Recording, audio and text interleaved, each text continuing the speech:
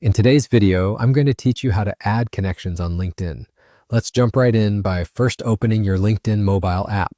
Once you're in, you might have a specific person in mind that you want to connect with. To find them, head over to the search bar at the top of the screen and type in the name of that person. As you type, be as precise as possible to ensure LinkedIn helps you zero in on the correct individual. Once you've located and selected their profile from the search results, you'll find yourself on their profile page. Here, you should notice the Connect button prominently displayed. Tap on that button, and just like that, the invitation for connection will be sent. Now, all that person needs to do on their end is accept your invitation, and once accepted, you'll be officially connected on LinkedIn. Connecting with colleagues, peers, or industry leaders is a great way to build your professional network, exchange ideas, and keep up with industry trends.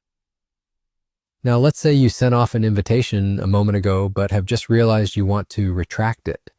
Perhaps you spotted a typo in your accompanying message, or you've had a change of heart. Don't worry, LinkedIn allows you to withdraw sent invitations easily. Here's how you can do it. Revisit the profile of the person to whom you sent the invitation. You'll see that instead of the Connect button, there's an indication of a pending status, since the invitation hasn't been accepted yet. Simply tap on Pending and you'll see an option to withdraw the invitation. Once tapped, the invitation will be canceled, ensuring it no longer lingers in waiting. And just like that, you've learned how to efficiently add and manage your connections on LinkedIn.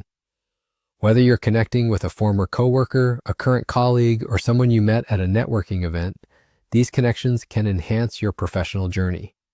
If you found this video helpful, please consider tapping the like button. Your support helps us continue to provide you with useful content. Also, remember to subscribe to this channel and hit the bell icon so you never miss out on our new uploads.